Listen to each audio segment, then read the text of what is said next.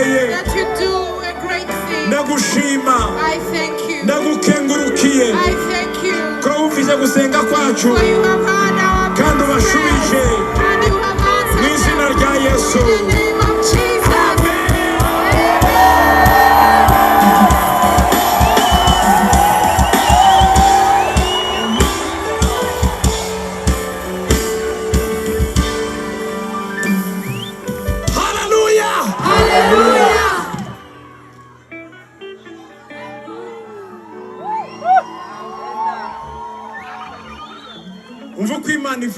This is what the Lord is saying. I have heard your prayers. I have heard your tears. I have blessed you. I will show you my mercies. You will see my hand. Your life will never be the same. There is a change from today. Amen.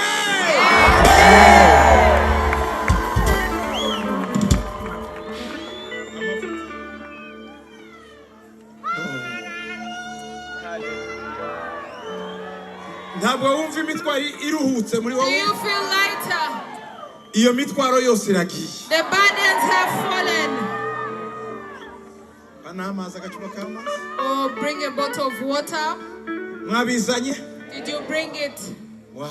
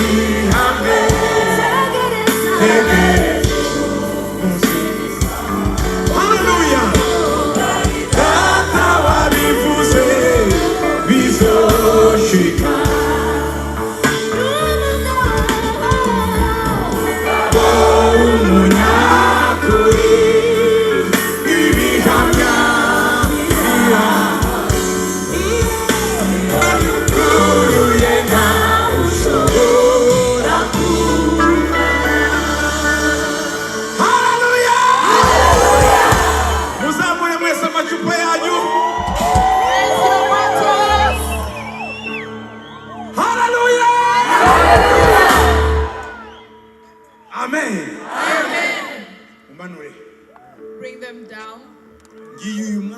In this moment, I'm going to pray for the water or the oil.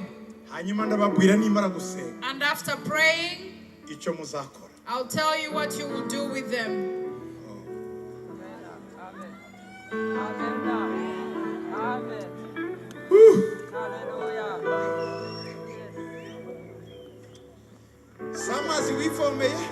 It's your water. It's your oil. Amen. Amen. I'll pray. And the Holy Spirit will turn them as water turned into wine. God will change your situation. This oil, God will anoint you and doors will open wherever you go. Hallelujah. Praise the Lord. I'm going to pray.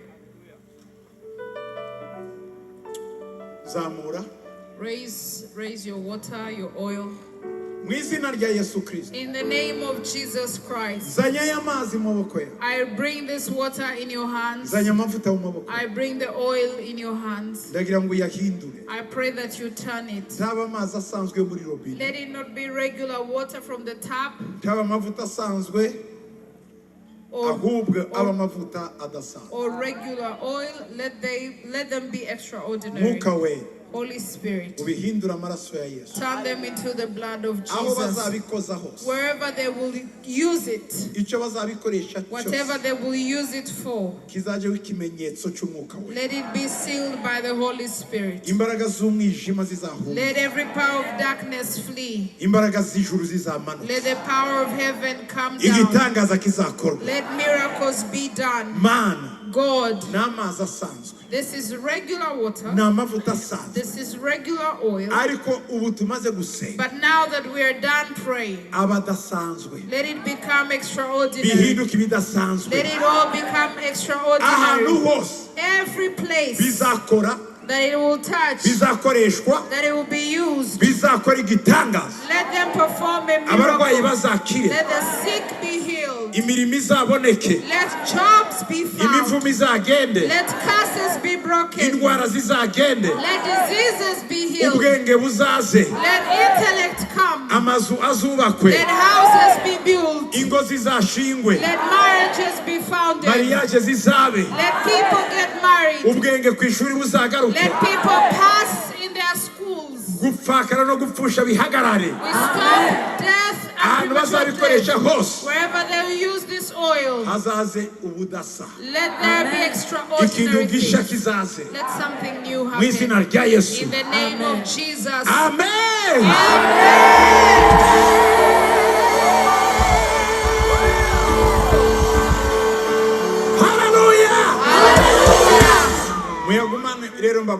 Keep it and I'll tell you what's next.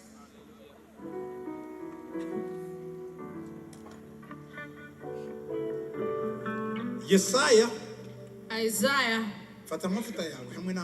Take your looked in the tree. He looked in the tree. The young and the old looked in the tree. And they saw the belly, Zacchaeus' belly. And they started whispering. The people in Jericho started whispering. Is that Zacchaeus? Zacchaeus? Zacchaeus? No, it can't be. He is in the office.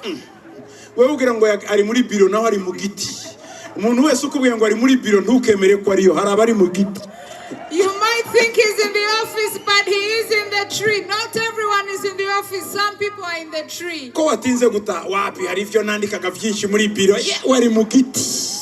Why did you come home early? I was in the office writing. No, you were in the tree. There is a time for the office and a time for the tree. Do you know what happened? When Jesus looked at him, when everyone looked up, Zacchaeus, come down quickly. Come down from the tree. Come, I'll spend the night in your house. Listen. No shame. He came down immediately. Imagine Zacchaeus coming down. Imagine a general coming down out of the tree.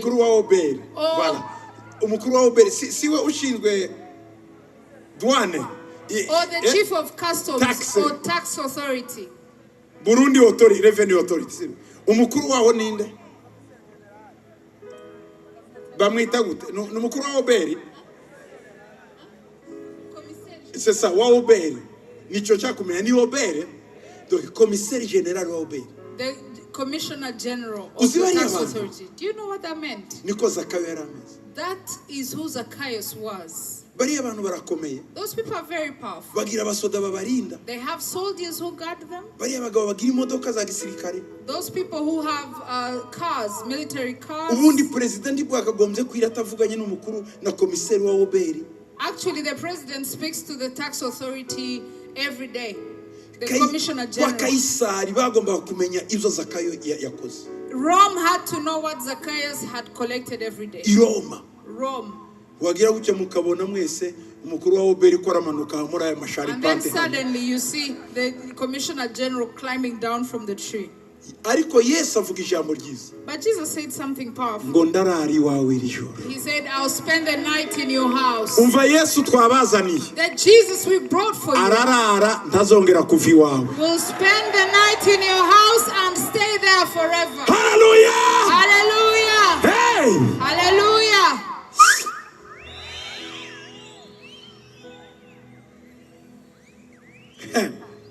Ngo abantu bagira gute? Baridodomba. People complained. Hari abavuye i Galilaya. There are people who came from Galilee. Iminsi 3 ntibarakora no kuri Yesu. None umuntu uri mu giti ngo wagiye kurariwe vrema. Murumva ivyo bintu na? They had spent 3 days moving with Jesus, hadn't even touched him, but now a man in the tree is going to host Jesus in his house for the night? No. This is unfair. Ça c'est trop. It's too much. Uyu nguyu twe tugize Yesu inyuma iminsi 3. We've been with Jesus for 3 days. Protokole nditwemera no gukora ku nshunda y'umwenda wiwe. The ushers do not even allow us to touch his garment. Ni gute igisambo cyamaza abantu, igisuma cyamaza abantu. This thief, how is this thief going Abandi to batangira Jesus? bango Yesu nawe ni umuntu disi nk'abandi. And they said Jesus is like other people. Yo uziko nawe atazi vyose. He doesn't know everything. Nukuri yabimenya. If he knew, ntabagiye kuri iki gisuma. he wouldn't spend the night in the house of this thief. Abapfakazi bararira. The widows Imfubyi cry, zirarira. the orphans cry, Abadandaje bararira. the business owners Iki gihugu cry. kirimo borogo. Everyone is Kubera crying Zakayo bose yabakozeho. because of Zacchaeus. None wa muntu twari tuzi ngo numweranda. The one we knew that was a Yewe saint. dusanze koko abakene naho baba agiye kurara ku mupagani w'umukire ya. He's going to spend the night in the house of a pagan who is rich. Yesu avyumvishe. When Jesus heard, Baravuga he said, keep quiet. nguyu nawe ni umwana wa Abraham. This one is also a descendant Hallelujah! of Abraham. Hallelujah. Nubwo akora ya manyanga. Even though he sins, Ni umwana wa Abraham. he's a son of Abraham. Nubwo mumubona ameze gutya. Even though he is like Nawe ni this, umwana he's w'amasezerano. the son of the promises. Nawe arankeneye. He also needs me. Kandi cyanzanye And I came ni ukurondera icyazimiye. to seek the lost. Hallelujah. Hallelujah. Arataha. He left. Bageze kwa And Zakayo. they went to Zacchaeus' house. Wibaze ko bahise bakora igitaramo iryo joro. They immediately had an overnight. Barya abantu bose baraye hanze kwa Zakayo. Everyone spent the night outside Zacchaeus' Hanyuma house. uwo munsi aba croisade There d'evangelisation. was a crusade to evangelize. Zakayo arahaguruka. Zacchaeus stood Mwashengera mwe. and said, oh multitude, Mwami Yesu. Lord Jesus, Uyu munsi ngiye guha abakene n'abapfakazi ibyo ntunze byose ndabigaburemo kabiri. Hallelujah. I'm going to give what I own, a half of it to the poor, to the widows and the orphans. Bose mu amen amen And amen they all amen. said amen, amen. Bagakubita n'amaboko. And they would Yewe clap. si wewe wambwiraga And they would say, you were ngo telling Yesu yagize nabi kuri ariwe. that Jesus None should have ntitugiye spent kubona the night. minerevare. Now we are going to get school Unavuga fees. ngo nanjye hari shitani imbabarira. And then the other Abantu one said batangira to them, gusubiranamo bonyine. people started complaining. Zakayo ngo amongst muceceke themselves. sindarangiza. Zacchaeus said, keep quiet. Hari abo nambuye. There are people I stole from. Ndabizi Zakayo. I know Umuntu Zacchaeus. wese nibye. Everyone I stole from. Ndamugarurira ibye. I'll return to them. Hanyuma mwongere kangahe? And then Kane. multiply 4 times. Niba narakwimze igihumbi. If I stole 1,000 from you, Ndakigusubiza. I'll give it to you Hanyuma back. nguhe bingahe bindi? And Bine. give you Uraba ufite bingahe iri joro? 5 bindi. Hallelujah! Hallelujah. Barya bose baravuze ngo Everyone say, hari akabaho abantu babiri ku isi Yesu na Zakayo. Jesus and Zacchaeus are the people we love. Hallelujah! Hallelujah. Ninde wobikisha muri banki amafaranga mu gihe gito akunguka? Who can make such a profit, Comment? even in the bank, Akunguka 500%. and make such a profit if you had savings? Ntawuhari. No one, Uretse Zakayo. except Zacchaeus. Uyu munsi Today, Imana igiye kugufatira cya Zakayo cyawe. God is going to take your Zacchaeus. Uyu niwe watumye mudatera imbere. This is the one who stopped your development. Yesu agiye gutahiwe. Jesus is going to his house. Murabyiteguye? Are you ready? Are Murabyiteguye? you ready? Murabyiteguye? Are you ready? Murabyiteguye? Are you ready? Haguruka gato. Stand.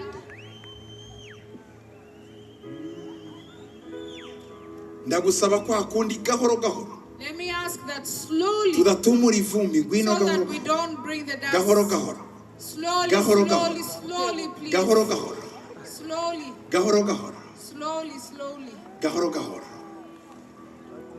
Gahoro, gahoro. slowly. Woo! Hallelujah! Hallelujah! Hallelujah! We know. Come, but slowly. We know. Come, We know. Gahoro, gahoro. come. Jesus. Yes, Lord. Kukwimigambi yawe urijariza kukwimigambi yawe urijariza kukwimigambi yawe urijariza zakomeza wizeye kuko utayoba zakomeza wizeye kuko utayoba kwimigambi yawe urijariza kukwimigambi yawe urijariza zakomeza wizeye kuko utayoba zakomeza wizeye kuko utayoba tuba turiho tuba turiho n'urukundo haleluya tuba turiho n'urukundo tuba turiho n'urukundo rwa Yesu tuba turiho n'urukundo tuba turiho n'urukundo rwa Yesu tuba turiho n'urukundo tuba turiho n'urukundo rwa Yesu zakomeza wizeye kuko utayoba zakomeza wizeye kuko utanesha tuba turiho tuba turiho n'urukundo rwa Yesu tuba turiho n'urukundo rwayo tuba turiho n'urukundo rwa Yesu. Hallelujah! Hallelujah! Hallelujah! Amen. Yes.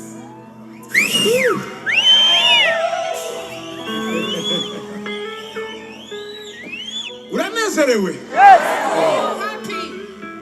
Uranezerewe? Happy. Hari ikigiye gukorwa mu kanya gato. There is something that is going to be done. Hari ikigiye gukorwa mu kanya gato. Something is going to be done shortly.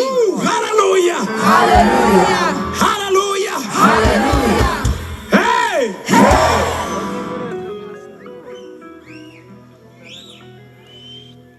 Babwire Let me tell you.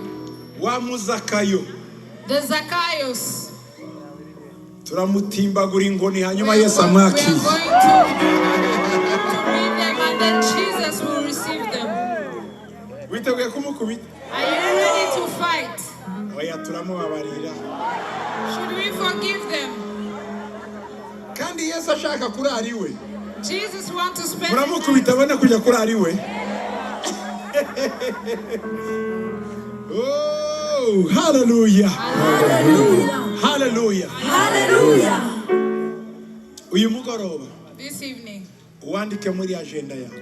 write in your diary. Hari ibintu bikomeye byabaye kuri. There are two things that have happened in your life. Hari ibintu bikomeye Imana yakoze mu buzima. There are great things God has done in your life. Imana yatangiye gukora. God has started working. Ndabona ukuboko kw'Imana hejuru I yawe. see the hand of God upon you Ndabona ukuboko all. kw'Imana hejuru I yawe. see the hand of God upon you all. Amen. Amen. Okay. Tugiye kwinjira rero. Ready? Ready? Yes. Impapuro murazifite? Do you have your papers? Twibagiwe kuzitanga. Okay, dore icyo mukora. Nimara is what- kuzisengera, After praying for them, protocol. ushers, Mufite igitebo kinini. do you have a big basket? Mwabiteguye? Do you have baskets ready? Eh? Okay. Muraza kubishira muri ibi bitebo by'aba protocol. You put your letters in the Aba baskets. protocol muri hose. Mukibahe bashiremo impapuro. Kuko niba biragoye. Biragoye. Eh?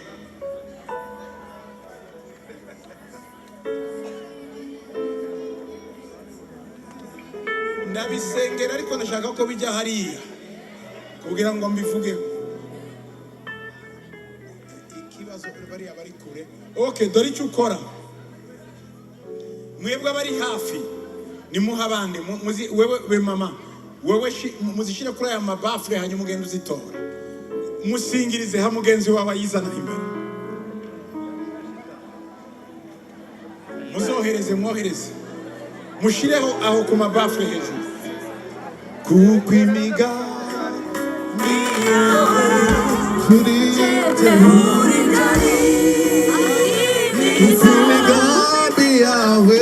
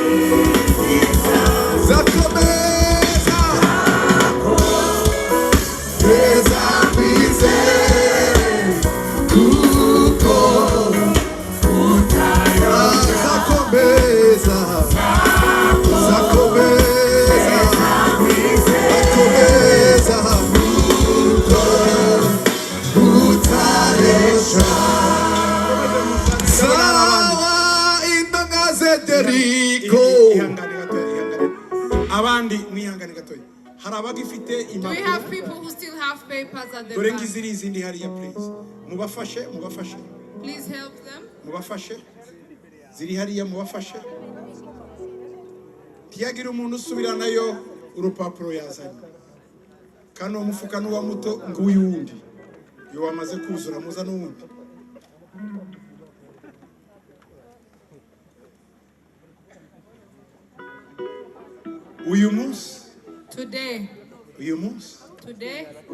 uyu munsi Today. agakiza karatahiwa Salvation will come in your house.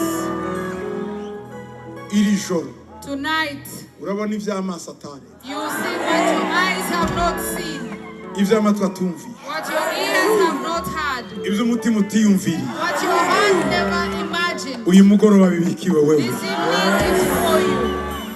harundi ugifite agapapuro Anyone else with a zamura ukuboko paper, kwawe aho uri tukurebe raise your hand. ngiziriya hariya ngizo hariya komeza uzane Papers, more papers. komeza uzane thank you Lord harundi ugisigaranye urupapuro zamura ukuboko kwawe nguriya mumufasha hariya mumwakirire okay undi nawe mugire vuba tugiye gusenga mu kanya gato We are going to hallelujah Hallelujah. ndabona ibintu biryoshye hano mambo ni sawa sawa ni sawa mambo sawa sawa okay umva hano hajya turi heha Nyakabiga yagenderewe irakavyara Nyakabiga has been visited by God. haragahabwa umugisha bavukiye Nyakabiga Blessed are those who are born here. abana ba Nyakabiga muri abavukiye Nyakabiga Blessed are those who are born here. umva Yesu yatashe iwanyu Jesus has come in your house. n'abandi batari abanyakabiga namwe yatashe iwanyu haleluya amen Amen. ni baraka kubwa sana harundi usiganye urupapuro rwe Anyone else? iri inyuma mumufashe mumwakire mukohereze harundi gira vuba oh shimwa Yesu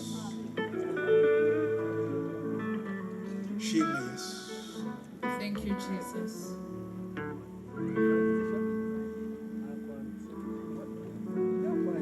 nanjye icyo nzakora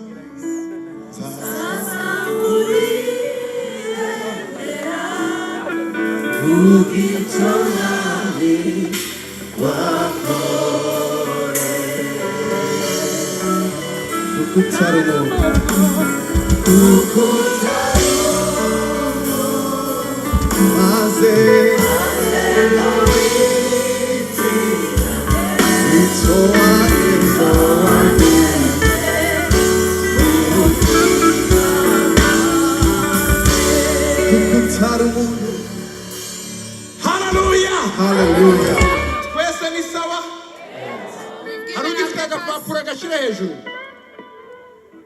dore uriya w'inyuma mugutabare vuba vuba we wari igihe kivurema gariso ngawe kihutishe mumufashe uwo nguwo nawe akazane undi akazane nanjye icyo nzakora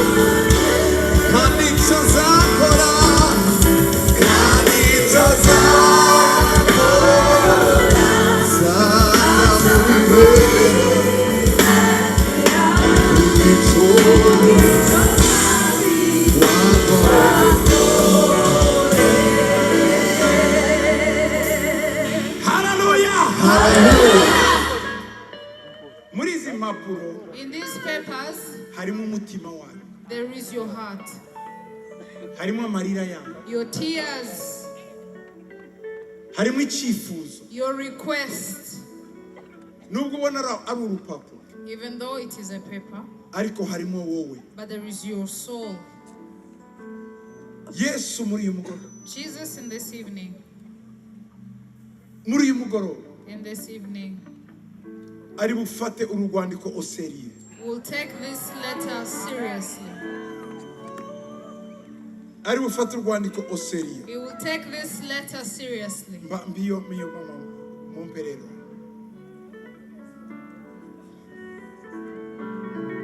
Reko ya abifate hanyuma bimpe. Arundu gisigaje kuzana? Anyone has a paper left?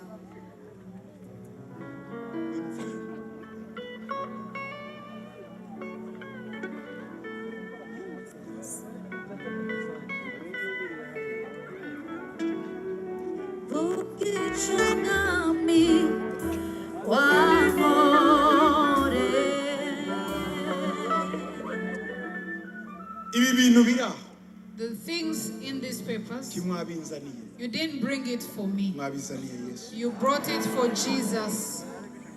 Wandikiye abantu benshi mu buzima bwawe. You have written to so many people in your life. Wohereza abantu benshi ama email. You have sent so many emails. Wandikiye abantu kuri WhatsApp. You have written to WhatsApp to so many people. Ariko uyu munsi But today, wandikiye directement Yesu. you have written to Jesus directly. Urabona iyi kete Do you see this piece of paper? mu isegonda In a second, kurusha WhatsApp more than WhatsApp, irabigeze kuri Yesu. it will reach Jesus.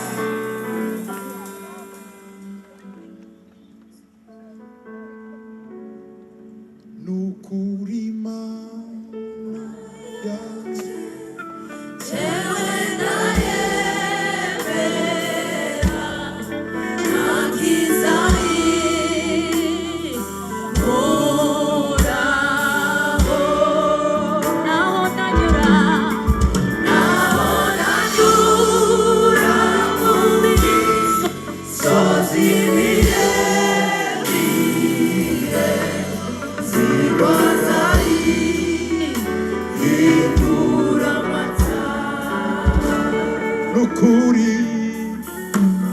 nukuri Mana yanjye jewe ndayembe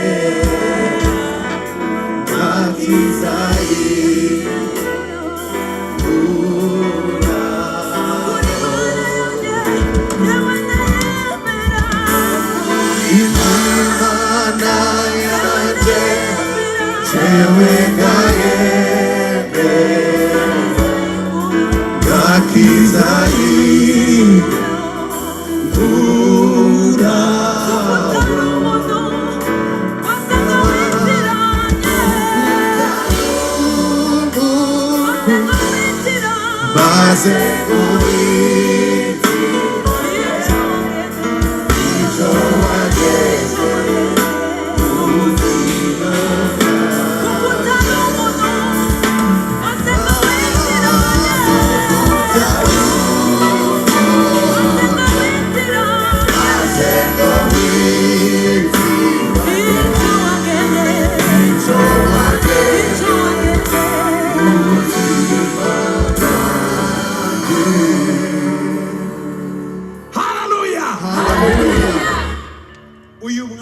In this moment, poste mugiye kohereza every application you will make, poste y'Rwanda every mugiye kohereza post, the boîte post, postale the PO box igiye kuja kuri Yesu is going to head to Jesus. igana kwa Yesu. The Boîte PO box. postale ija kwa Yesu. The PO box number belongs to Jesus. Muranyumva?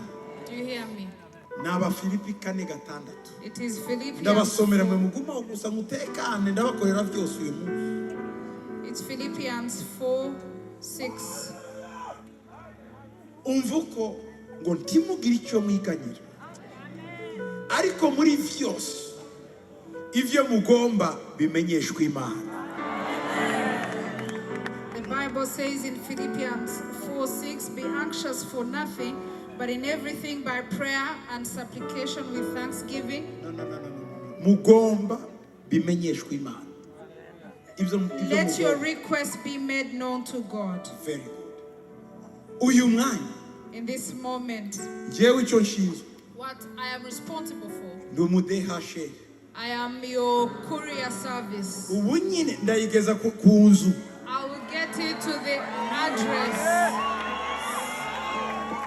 Ndayigeza ku irembo ry'ijuru. I'll get it to the gates of heaven. Ikindi sinye ya marayika ngo ayisinyeho ndinjira. I will not give it to the angel. I will take it to the king. Nyihere Yesu. I'll give it to Jesus. Mpagaze mu ijambo rivuga ngo I am standing in the word that says, ivyo mugomba byose bimenyeshwa Imana. let your request be made known to God. Jewe ngiye kumenyesha Imana. I am going to make it known to God. Ko hari urwandiko rwawe mfite. That I have your letter. Hari ikete nazanye. I have your letter. Nubona ibintu bitangiye kuba hari hanze. When things start happening, uziko rya kete ryagezeyo bwa. you will know the letter made it. Uraza kubibona? You will see it. Ndababwiye ibintu mubifate minenegwe ni bya vrai. This is true and this is real. Birakora. It will happen. Hallelujah. Hallelujah. Jewe uburyo nkoreramo. What I will do, ndasenga, I will pray, ndinginga, I will intercede, bifatanije no gukenguruka. and giving thanks to God. Nimara gusenga, After praying, ndinginga, I'll intercede, hanyuma nkenguruke. and then I'll give thanks to Tanga God. urwandiko mu maboko ya Yesu. Then I'll give the letter to the hands of Jesus. Muhekete I'll give him the letter, yigarukire. and I'll come back. Nawe uragenda ubona gusa majibu inatoka ibisubizo biraza, ibisubizo biraza, ibisubizo biraza. Hallelujah.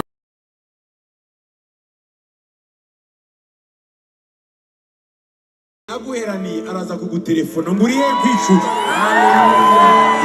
People who owed you money will call you and ask to pay you. Naza n'amahera menshi nanjye uzanyibuka umbeho please. When they bring you a lot of money, remember me. Nanjye uzanyibuka. Will you remember me? Uzonyibuka nanjye. Okay. Uzogende mu rusengero ushima Imana. Give thanks to God. Kuko Imana izaba yakugiriye neza. Because God will have blessed you. Icyo nzi nuko What I know is this. ibintu byawe bifungiranye bigiye gufunguka. You are about to get a breakthrough in your affairs. Hallelujah. Erega turazinanye nayo. We know each other. Turayizi. We know him. Tuzi uko tuyibwira. We know how we talk to him. Kandi ntivuge ngo yagitwaza simvyumva. Ivuga ngo yo gitwaza wagarutse. Ndiyo kete ndayakira. And he will say, I will receive that letter. Amen. Amen. Okay, ndizera ko amakete yose yawe. We have received all the letters.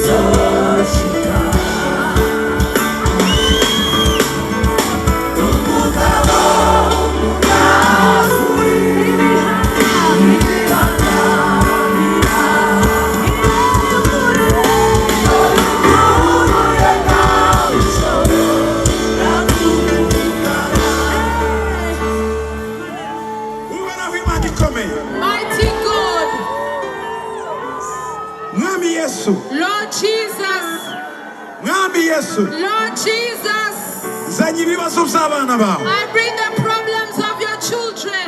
Harimo amarira yabo, There are their tears, akabonge kenshi, a lot of pain.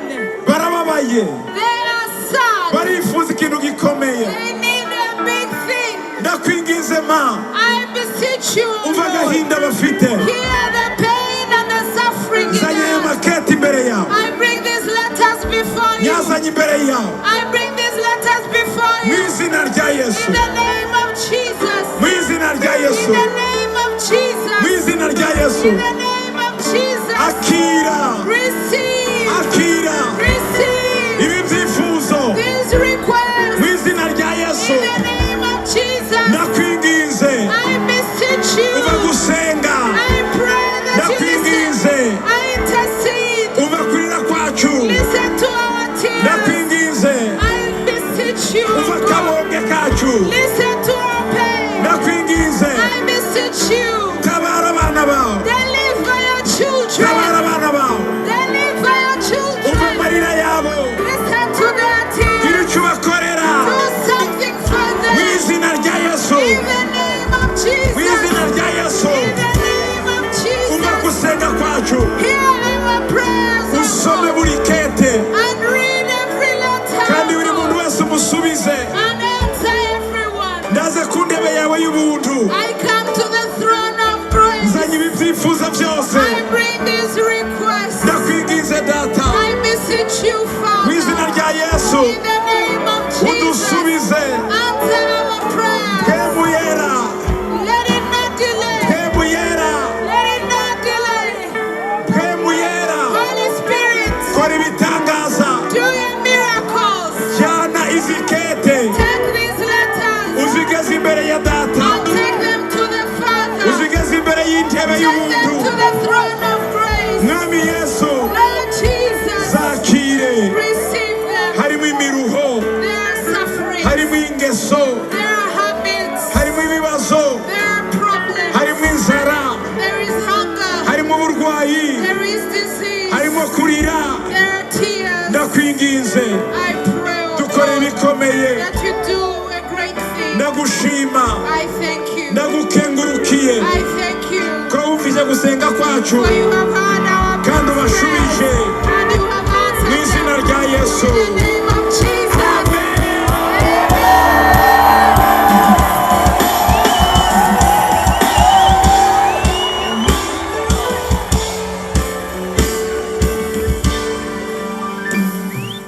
Haleluya! Hallelujah.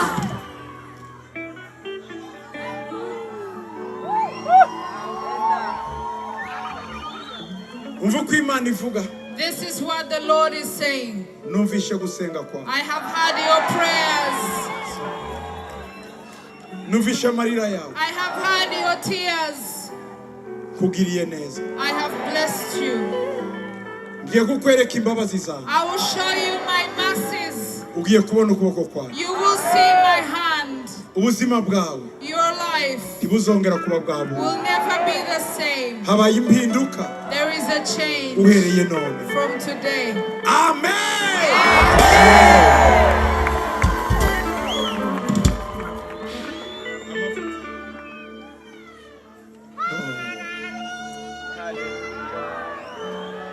Ntabwo wumva imitwaro iruhutse muri Do wowe? you feel lighter? Iyo mitwaro yose iragiye. The burdens have fallen.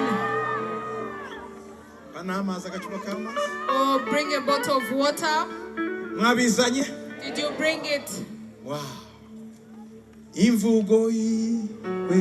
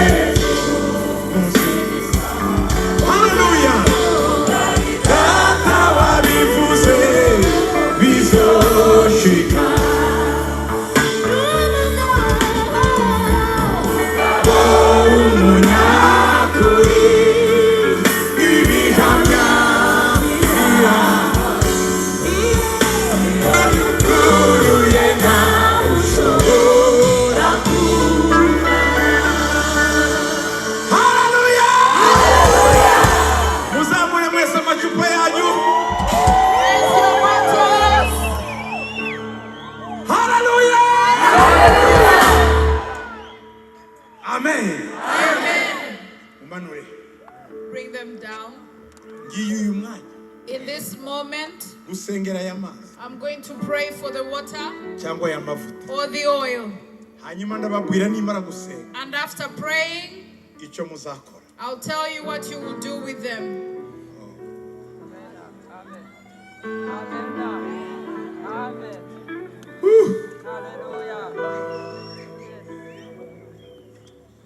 Samazi wivomeye, It's your water, n'amavuta wiguriye. it's your oil. Amen. Amen. Jewe ndasenga I'll pray, umwuka wera and the Holy Spirit abihindure will turn them uko amazi yahindutse vino. as water turned into wine.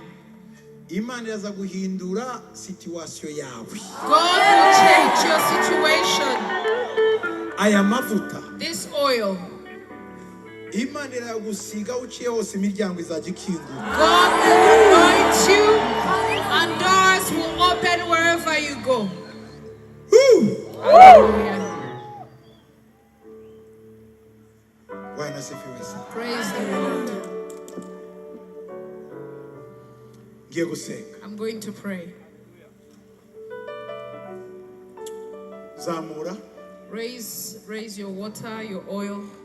mu izina rya Yesu Kristo. In the name of Jesus Christ, Zanya aya mazi mu maboko yawe. I bring this water in your hands. Zanya amavuta mu maboko. I bring the oil in your hands. Ndagira ngo uyahindure. I pray that you turn it. Ntaba amazi asanzwe yo muri robine. Let it not be regular water from the tap, Ntaba amavuta asanzwe ahubwo aba amavuta adasanzwe. or regular oil. Let them be extraordinary. Mwuka wera Holy Spirit, ubihindura amaraso ya Yesu. turn them into the blood of Aho Jesus. bazabikoza hose. Wherever they will use it, Icyo bazabikoresha whatever cyose they will use it for, kizajeho ikimenyetso cy'umwuka wera. let it be sealed by the Holy Spirit. Imbaraga z'umwijima zizahunga. Let every power of darkness flee. Imbaraga z'ijuru zizamanuka. Let the power of heaven come down. Igitangaza kizakorwa. Let miracles be done. Mana God, n'amazi asanzwe this is regular water. n'amavuta asanzwe. This is regular oil. Ariko ubu tumaze gusenga But now that we are done praying, abadasanzwe let it become extraordinary. bihinduka ibidasanzwe. Let it all become Ahantu extraordinary. hose Every place bizakora,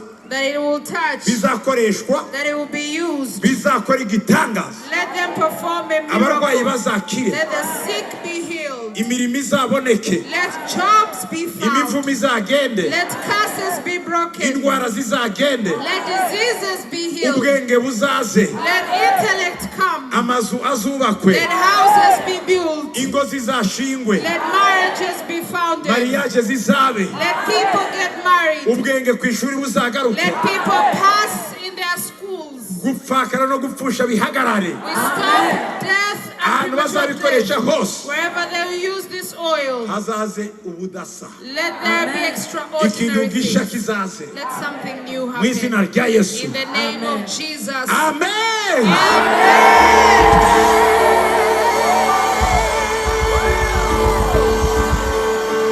Hallelujah. Muyagumane rero mbabwire. Keep it and I'll tell you what's next.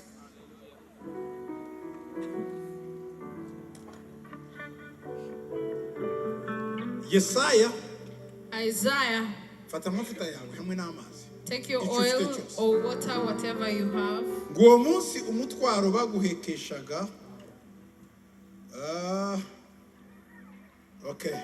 uzakurwa no ku buretwa bagushyizeho, uburetwa buzamagwa no gusigwa. Reka misoye mu Kirundi, aka gaparite kavuga ngo uburetwa cyangwa se ubuja buzomagwa no gusigwa, mu Kirundi ntibabyanditse muri Bibiliya yanyu.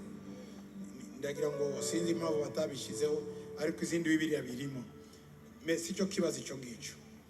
Hari Bibiliya yindi Kirundi bavuga ngo ni Bibiliya mu Kirundi cyoroshe. Murayizi? Bibiliya mu Kirundi cyoroshe yavuze ibintu byiza nakunze biri mu Giheburayo nabyo mugabo, ariko ibindi nabyo bisemura ukundi. Ngo kandi kuri uwo munsi imitwaro babaremeka izobava ku bitugu. N'ingogo babambika mu mazosi zizovunwa.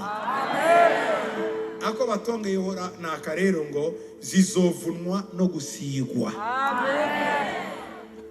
It shall come to pass, Isaiah 10:27, it shall come to pass in that day that this burden will be taken away from your shoulder and his yoke from your neck, and the yoke will be destroyed because of the anointing oil.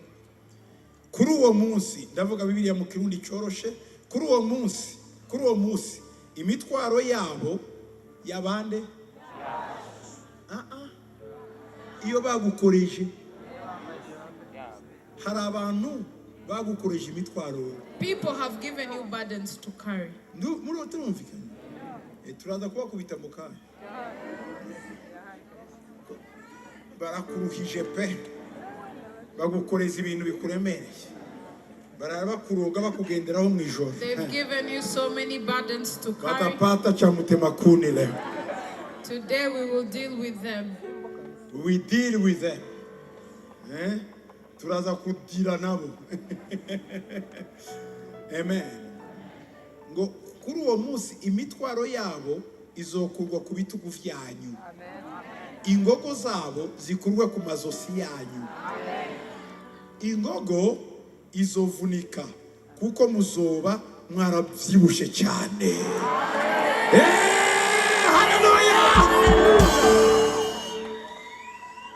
Iri jambo ni ryiza cyane. This is a wonderful word.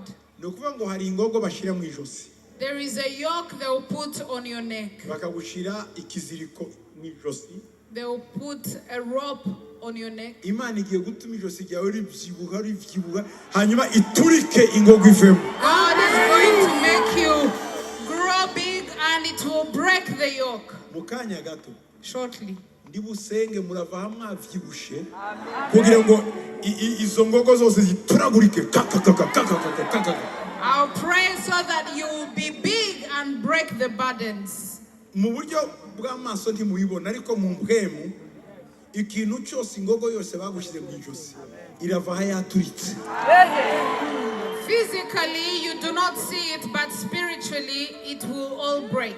Ibimbabwiye what I'm telling you, biraza kukubaho. it will happen. Ibintu wahoraga wikorewe kumva mu bitugu uraremererewe. Everything you were carrying and you felt your shoulders heavy. Wavyuka ukagira ngo bareba gukiniraho When you basket. wake up feeling unwell. Kibizongera. It will not come back again. Ni bye bye. It is done. Umva. Iri joro ryake niba bitakubyiniyeho birihombeye frame ntibizongera. It will not happen to you again. Last night was the last night.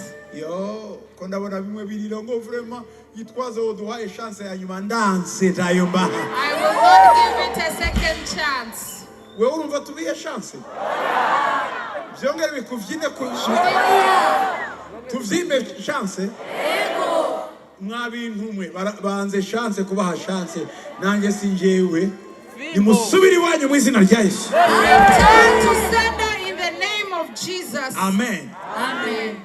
Aya mafuta rero This oil, nimara namaze kuyasengera I've prayed for it. uraza kuyasiga ahantu hose ukeneye gusiga. You will anoint everywhere you need to anoint. Ndimo ndabavuga bazanye amavuta. For those who brought oil. Batazanye bazanye amazi ndababwira. For those who brought water, I'll tell you. Amavuta bazanye amazi. Those who brought water, I'll tell you.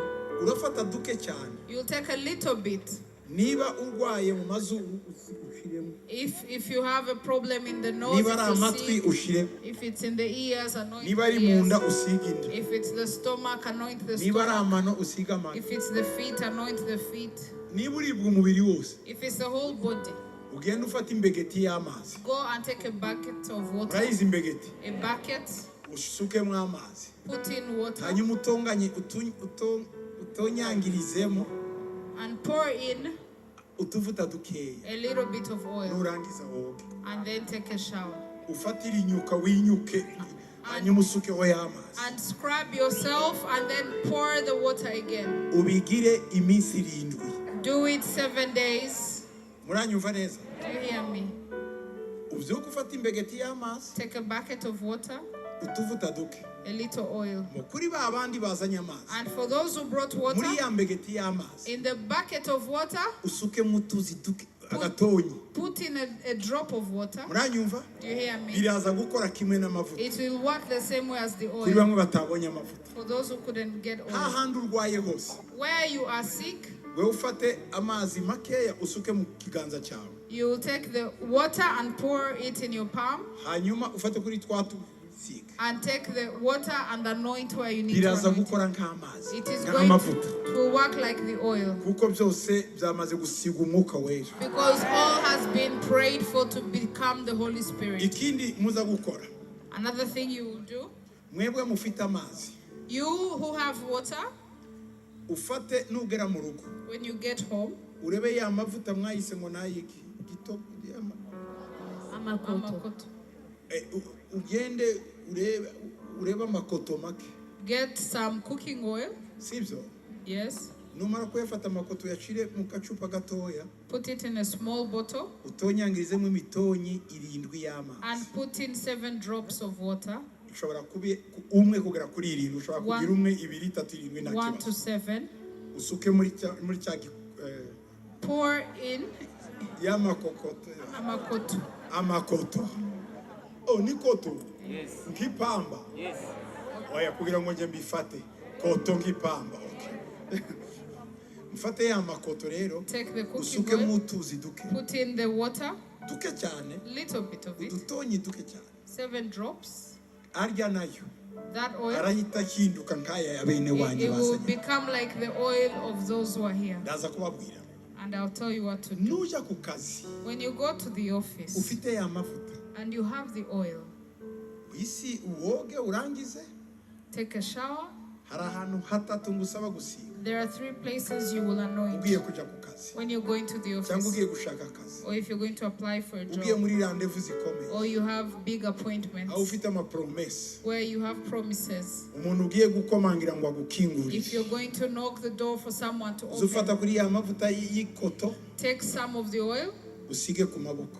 And anoint your hands. Ndusige menshi cyane. Not a lot. Kuko uzaba wisiza yawe. Because you have already put on Aya your na y'umuti. Umuti unywa mwinshi. Okay. Imana ishimwe ko This is like medication. Ko muzi muti. Usige dukeya. Anoint a little bit mu biganza. in your hands. Ayandi usige mu birenge. And others anoint your feet. Ndi kumwe namwe. Are we together? Ayandi makeya. And more oil. Dukeya. Little oil. Usige hano mu gahanga. Anoint your forehead. Ariko nyine ubyiringire cyane batayabona. They shouldn't see it. Ariko mu isi y'umwuka yo barayabona ari menshi. But spiritually they will see it. Ariko kugira ngo abantu batakubwira ngo ndi wisize neza amavuta umuntu akayakuraho. Uyanogereze wewe uyasige. Anoint yourself well. Ndi kumwe namwe. Are we together? Muzosiga hehe na hehe. Ndababwira handi hanyuma. Another place. Ku ruzogi rwawe. Umukondo. On your nombril, your belly button. Urabona umukondo wawe. You see your belly button? Usige dukeya. Anoint your belly button. Nubona agiye gushira aya mavuta. When you're almost out of this oil, uzagurira indi cupa cyangwa ufata yandi utonyangirizwa dusigayemo bizahita nuko amavuta ndazoshira. Get the last drops and pour into a new bottle and you always have oil. Tagashire. You should never run out of oil. Muribuka wa mugore w'isarufeta amavuta yarashize. Oh yeah. Remember the lady of Zarephath? She never ran out of oil. Muranyumvishe? Abandi namwe y'amazi. The same those who have water. Nubona agiye gushirayo. If it's out, Ufatira indi cupa. Get another bottle. Hanyuma wongere mutwe dusigaye. And pour the ahita aba mazima. It becomes alive. Ndumvikanye namwe? Are we together? Gitwaza uri hehe muri Amerika nanjye usengera amavuta yanjye. Oya nabahaye ibanga. I've told you how to do it for yourselves. Muzobigenza gute ningende? If I go, what will you do? Okay. Sawa. Uziko murabanye mwese mbahaye sasirisa. Uziko muzi gufata ibintu. Amen. Amen.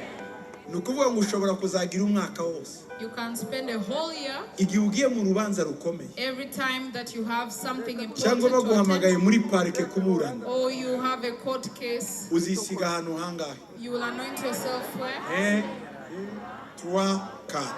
Amaboko. Hanyuma rero. Then, nibura nka rimwe mu kwezi. at least once a month, Ushira imbegeti y'amazi usukemo.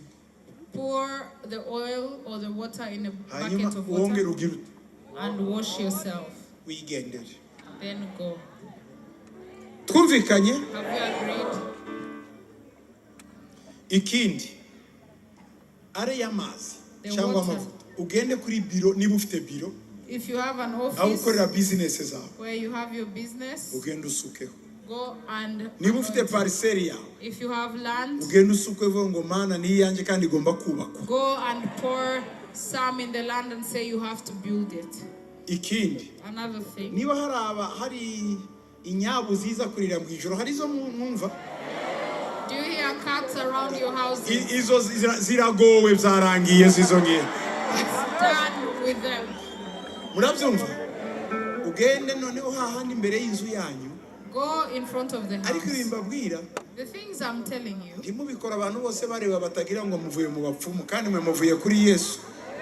Don't do it when people are watching. They'll think you are engaged in sorcery. Kubatabizi bagira ngo mwagiye mu bapfumu kandi muvuye he? They'll think it's witchcraft, yet you came from prayer. Kuko nabiyo bagiye mu bapfumu babikora bihishe. Because even when they engage in sorcery, they do it in hiding. hiding. Ariko niba ushobora kubwira famiye yawe basenga babyumva ubikore. Uko bigenza urafata amavuta ushyire ku muryango, ushyire kuri parcelle, ushobora no kugenda mu 4 kwe z'igipango cyanyu usukemo. Ukazongera kumva imbeba ni nyabo ngo mie zizavugira ku bavoise hakurya. Ntabwo ari iwanyu. Anoint your house, anoint the four corners of your house and the four corners of your plot of land. You will not hear the cats anymore. Ngarimwe mu kwezi. Once a month, wongere ubikore. Do it again. Wirukana amadayimoni yose. Rebuke all demons. Hanyuma usukeho. And then pour the oil. Donc uhita igipango cyose abamarayika. And invite angels to surround your whole compound. Bigenda gute iyo wabikoze? What happens when you do it? Ijoro ryose abamarayika barara bacungeye iyo nzu. Angels will watch over your house. Muranyumva? Do you hear? Kuko ayo mavuta washizeho wabashiriyeho frontiere ibereka ngo tugomba gucunga. Because the oil has given clear demarcations of your land for the angels. Muri business zawe. And in your business. Niba ufite impapuro za business. If you have title deeds. Niba ufite impapuro z'inzu. Or house documents. Ufate dukeyo tuvuta duke. Take a little bit of the oil. Usige kuri envelope. Anoint the envelope. Niba ufite envelope ugiye gusaba akazi. If you're going to apply for a job. Demande d'emploi. J'ai l'honneur. If you're going to apply for a job. Harimo n'amakirikiro mufite yanyu. With your numara gukora bya bindi. When you've done all of that, akanuka ke akamavuta a little bit and anoint the envelope. Hanyuma wohereze. And then send. Bayita mu bantu bose iri envelope niyo dushaka iriye niyo tugomba. They will call for your envelope. Kubera iki? Why? Imota neza mu mazuru yawe. Because it has a special fragrance. Muzabikora? Will you do it? Okay, amazi. The water. Amazi ndababwiye en fait uko mukora no kumavuta niko mukora no kubindi. As you do with the oil, you will do with the water. Mushire mutuvuta dukeya. Put in a little bit of oil. Ikindi mushobora gukora. Another thing you can do. Namwe batazanye amazi. You who didn't bring water. Ugenda uzana amazi. Go and bring water. Nugeri wawe mu rugo. When you get in your house. Usuke mutuvuta duke. Put in a little bit of oil. Duke cyane. Little bit. Muri amazi. In the water. Nurangiza. When you're done. Ushiremo nakunyu gakeya. Put in a little bit of salt. Mvuze gute? Water. Kuri abangaba mwe mufite amazi timukeneye gushira mu tuvuta.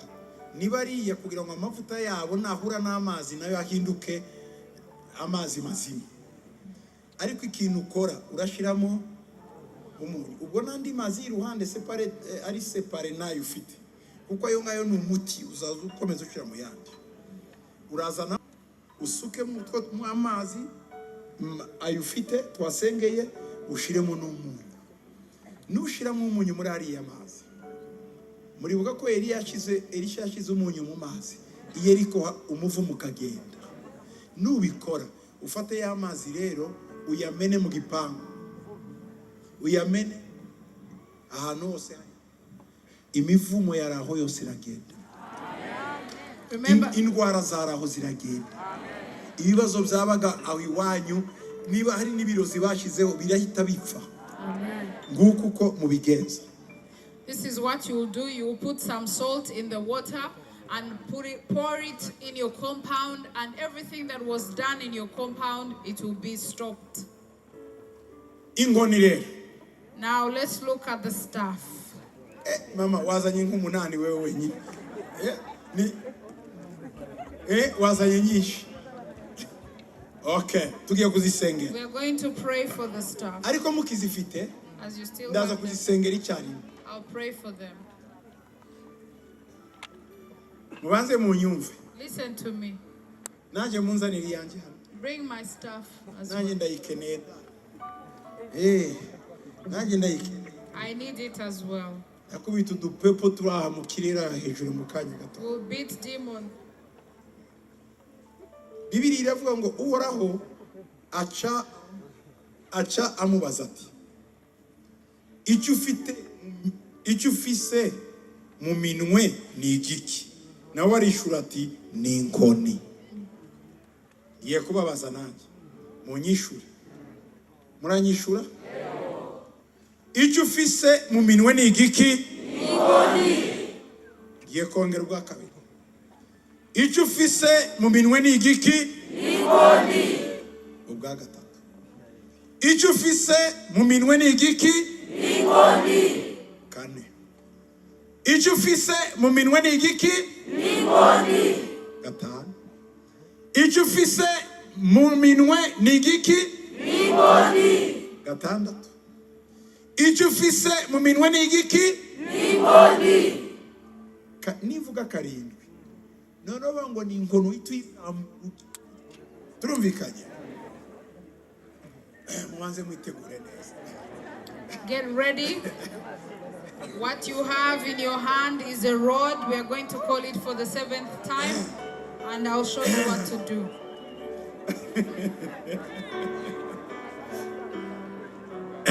Okay. Icho ufise. Mwemwe nababonye muteye ubwoba. Muriteguye? Yego. Turi ready? Yego. Icho ufise mu minwe ni igiki?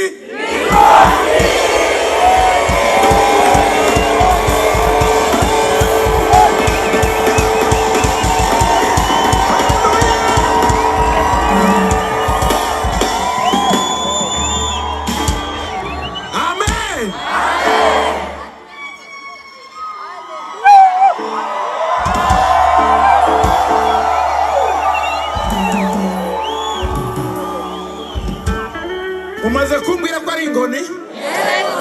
Reka dukomeze rero. Let's carry on.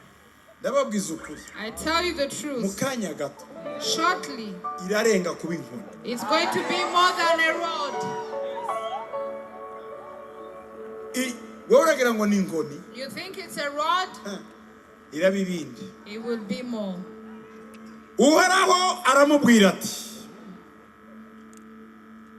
simbasaba mwebwe ibyo yamubwiye kuyikora ariko ndababwira uko mubigenza. I'll tell you what to do. We're reading from Exodus 4:2-4. Uwiteka aramubarira ati yiterere hasi. Ntimuyiterere hasi mwihaye. Do not throw it to the ground. Ndabizi mwakubitana ingono kandi atari imwe zahamagariwe gukubita. Niyo mpamvu naze ko muyiterera hasi. Gusa icyo ukora wari uyimanitse yimanure. Sanu yimanura hasi. Okay. Manura gahoro ntimwikire kandi hejuru yimanure. Yimanure hasi gato. Okay. Nuko Mose ayiterera hasi ikihinduka iki?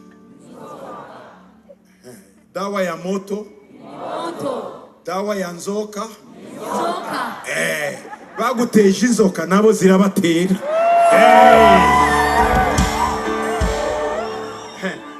Bagira ngo nawe ndi womenya gukora inzoka batasikia. Dawa ya nzoka.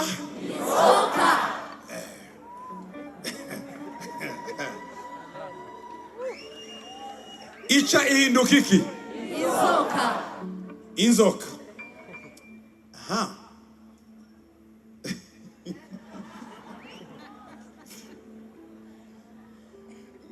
Mose ngo acara yihunga ko yari inzoka. Ngo aramubwira ati ramvura ukuboko kwawe uyifate ku murizo. Mose aramvura ukuboko afata ya nzoka ku murizo, ica isubira kubiki inkoni mu ntoke ziwe. Hallelujah. Hallelujah. Nababwiye nidusenga, when we pray, iki giti ufite, the rod you have, ikibi giti, it will not be a rod. kibe ikimenyetso uzakoresha ahantu hose imiryango igakinguka. It will be a sign you will use to open your doors. Ndi kumwe namwe? Are we together? Okay. Umunsi Abisirayeli bagera ku kiyaga gitukura byagenze gute? Mose yagize gute? Yazamuye inkoni ayishira hejuru y'amazi. Habiki?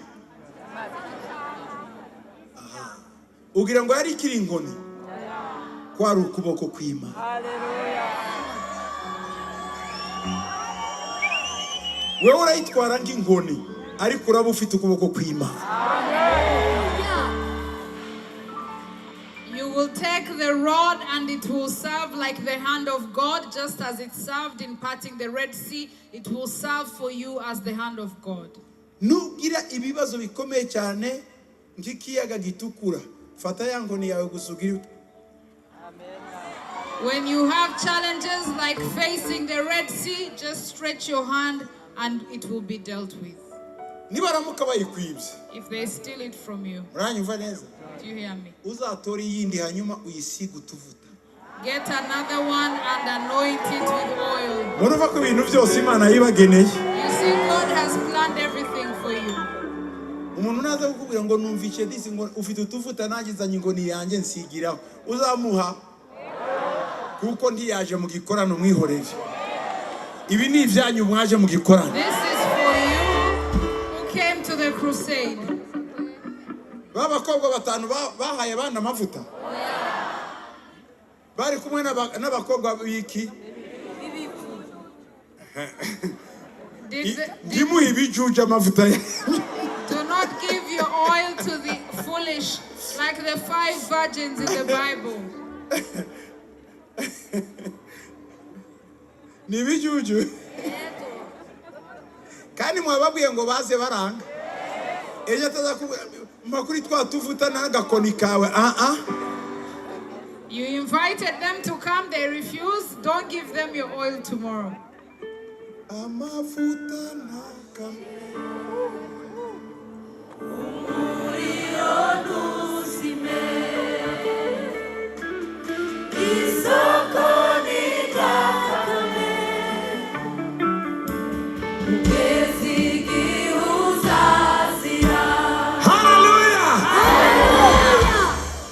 Agize n'amajwi meza. You even have good Uririmba neza cyane.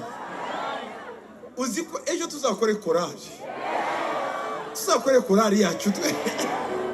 Amavuta nashire. Umuriro nuzime. Isoko nigakakaye. Ubezigi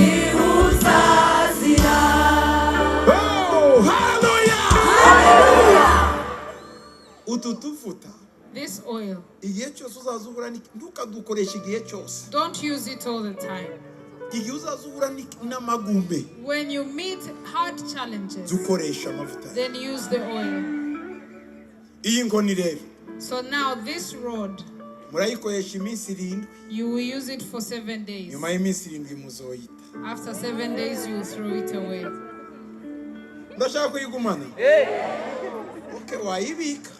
You can keep it, but this should not become an idol. It's God who works. What are we going to use it for? Let me tell you what it is going to do. Jeremiah 1:11. Bibiliya y'ikinyarwanda niyo ivuga neza ha. Ni Kirundi ikoresheje ijambo abaheburayo bakoresheje, ariko nayo nuko ijambo ry'Uwiteka rinzaho riti, Yeremiya we uruzi iki cyangwa se urareba iki? Maze ndavuga ati nduzi inkoni, ndaraba inkoni.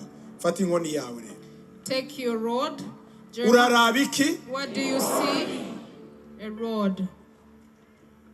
Ubonye iki? What do you see? Wayibonye? A rod. Okay. Aravuga ngo maze Uhoraho aranyishura ati, witegereje neza kuko ndinda ijambo ryanje kugira ngo ndarishitse. Amen. Amen. Then the Lord said to me, you have seen well, for I am ready to perform my word. Iyo nkoni rero, so this rod, izerekana ubwizigirwa bw'Imana. It will show the faithfulness of God. Nushaka kutayita, if you don't want to throw it away, uzayibika ahantu. Keep it somewhere safe. Igihe cyose ugiye kwibutsa Imana amasezerano, every time you're going to remind God of urebere the iya promises, nkoni. look at this rod. Kuko yerekana ubwizigirwa bw'Imana. Because it shows the faithfulness of God. Hari ikindi cyanyuma tugiye gukora. And one last thing. Ndabizi ko aricyo mutegereje. And this is what you're waiting for. Murashaka gukubita? You want to beat people. Muhumure nanjye ndabafasha dukubite. I will help you. Mbi yanjye papa. Batasikia leo.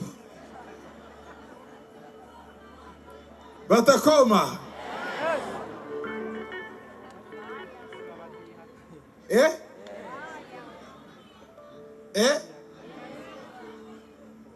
Fimbo. Barahiye.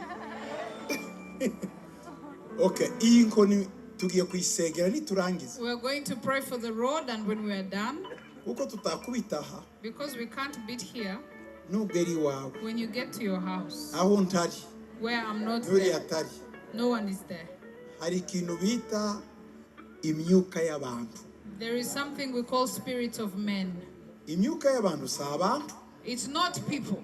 Ni imyuka yabo Satani akoresha. It's the spirits of men that the devil uses. Uriya umuntu ukugirira ishari, when someone is jealous, ugenda ukubita umwuka we. go and beat their spirit. Oya, mwe murakubita abantu ko natinye. Why? Do not beat people. Murakubita umwuka w'ishari.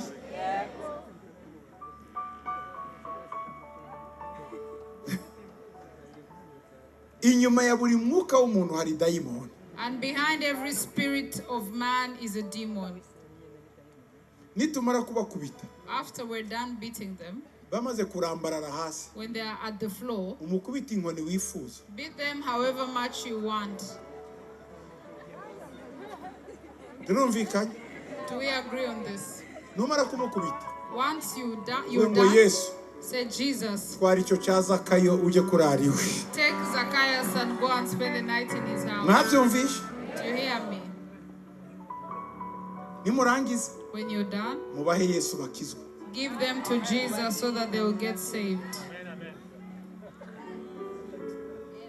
Ariko mwebwe ko ndatinya ko mubakubita cyane. It looks like you will beat them. Reka manze numvikane nawe. Murabakubita gahoro.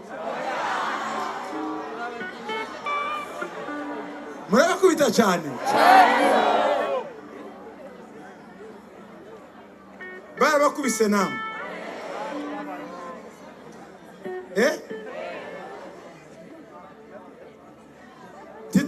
Nimukijyama.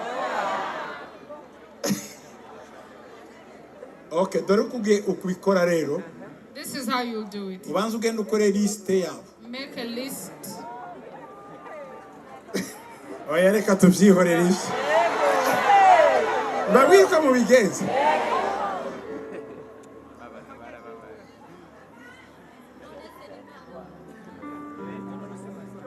Mumva ngubwi. Let me tell you. Mose amaze kwambuka hakurya. When Moses had crossed, Abanyegiputa nabo abanyamisiri nabo binjiye he mu mazi barabakurikira. the Egyptians followed them. Bagiye kugera hakurya. Yagize gute Imana afata ingoni. amazi agira gute bongeye kubaho iyi ngoni iteye ubwoba. This is a very serious road. Uzi ko nta handi nari nakoresha iyi ngoni uretse hano i Bujumbura. I have only used this here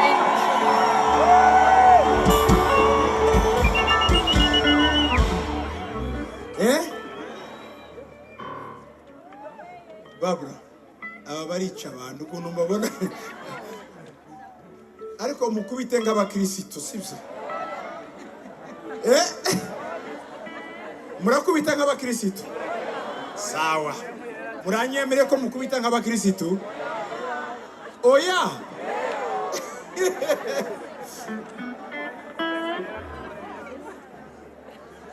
Murakubita imyuka ni mukubita abantu. Okay, sawa. Ndabemereye mukubite imyuka. Beat the spirit, not people. Dorucha uko mubigenza. This is what you will do. Umutandike hasi hariya. Put them down. Atalazwa chini.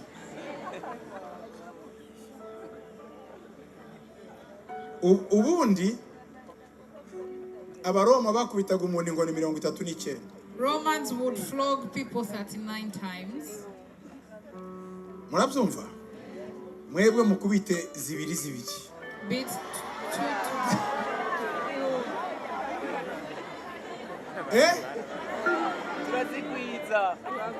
Murakubita nk'Abaroma?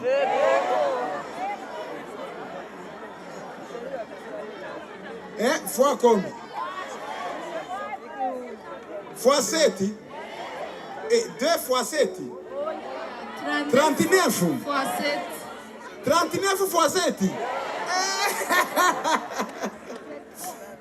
Ariko mwaragowe uziko mwarushe. Anyway, icyo ukora daimoni ziri mu bantu n'imyuka yabo and their spirit, murazikubitisha inkoni. You beat them with a rod. Ukubite ugeza wumva ko kubise until you feel that you've really done hanyuma uvuge ngo it.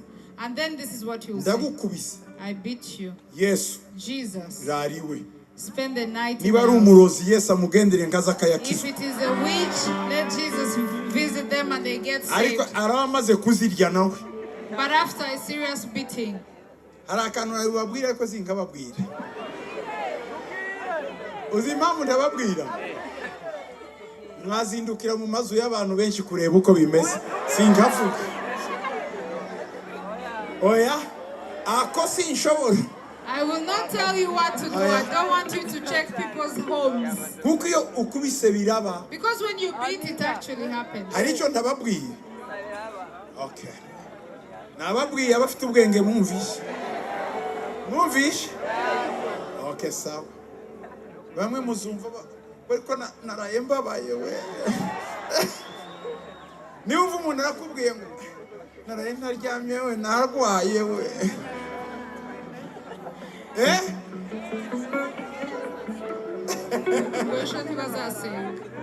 Oya, mubareke ejo bazaze gusenga. Ejo bakeneye gukizwa. None se ntibara bakubita mukabaha Yesu ngo arari wabo. Nimwe muzaba hari ifiti baje gusenga ejo. Bring them to church tomorrow. Okay. Ikindi rero. One more thing. Wewe ntukubita buzi. Do not beat those you know. Because you might beat those who are not the right ones. You will say, Holy Spirit. Everyone who takes my peace. Because it could be someone who is misguided. Yes? Holy Spirit. Every person who has made my life like this. I'm going to beat them. The Holy Spirit will bring their list. But please do not assume. Because you could get it wrong. Or witches might have lied to you. Me, I'm saying you pray to the Holy Spirit. You have the authority to beat them. Beat them. nawe wumve igihe umwuka kubwira ngo rekeraho. Until the Spirit tells you to stop. Nukubita imwe ukumva mu mutima ngo rekeraho ntukomeze gukubita iya kabiri. If the Spirit stops you at one beat, niba ushaka gukomeza gukubita ukubite. If you feel like to keep beating, you can go. Sibyo? Yes. Twumvikanye? Hanyuma iyi nkoni. And then now this rope. Ugenda uyibike. Go and keep it. Iyi minsi 7. For 7 days. Buri munsi ujye ukubita. Beat them. Ejo ukubita. Beat them. Ejo ukubita. Beat them every day. Wakubita mu ijoro, wakubita mu gitondo, ça dépend n'amasaha yawe yo gukubitira. Murashaka gukubita ryari? Nijoro. Mu gitondo ugiye kuryama kabiri mu munsi. Murashaka gukubita kabiri mu munsi? Gatatu. Okay. Nukubita gatatu nta kibazo ariko ubigira iminsi 7. Beat but only for 7 days. Turi kwa kangaho uyu munsi? Today's kwa gatandatu no munsi umwe. Ejo kuwa mbere, kuwa kabiri, kuwa gatatu, kuwa kane, kuwa gatanu. Uzarangiza 0 yo kuwa gatanu. You end nurangiza uyibike. Then keep your rod. Ariko ikindi gihe but another time uzumva urashaka kuyikoresha, if you feel led to use it, uzagenda uyikureyo. Go and get it. Ariko ntizaba akamenyero buri munsi ugenda ukubita. But don't use it every day to beat every day. Ayo ni amabwiriza. Those are the instructions. Zamura rero. Raise your hand now.